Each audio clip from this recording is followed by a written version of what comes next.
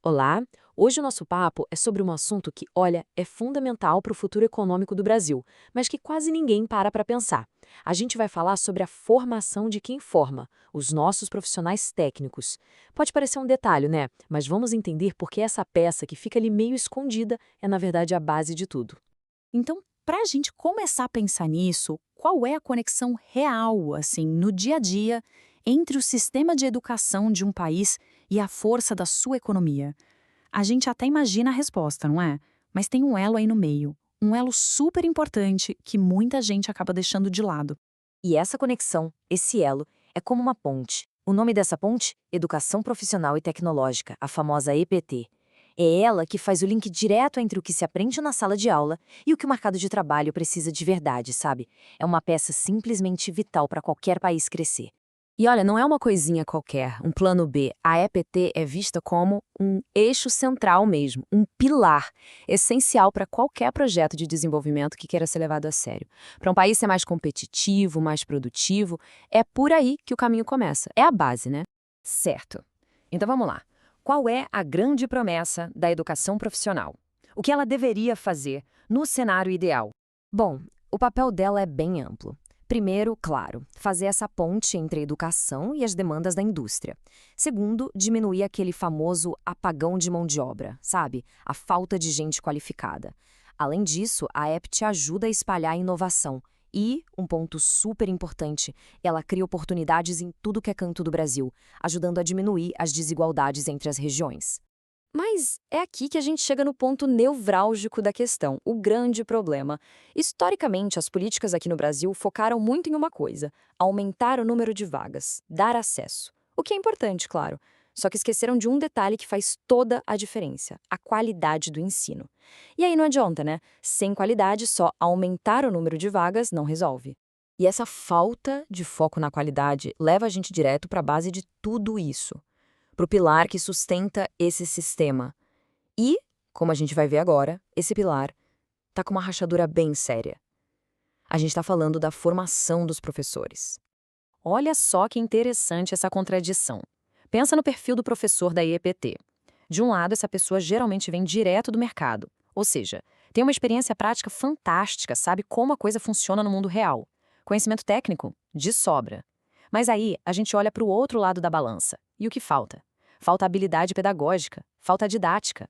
A pessoa sabe muito, mas como ela transforma aquele conhecimento todo numa aula? Como ela planeja? Como traduz um conceito super técnico para alguém que está começando? Aí é que o bicho pega. E essa é a grande verdade, né? Dominar um conteúdo não garante de jeito nenhum que a pessoa saiba ensinar aquilo. Porque ser professor é outra profissão, exige outras habilidades que vão muito, mas muito além do conhecimento técnico. Tá, mas por que isso acontece? A resposta é que existe um verdadeiro vácuo de políticas públicas para isso.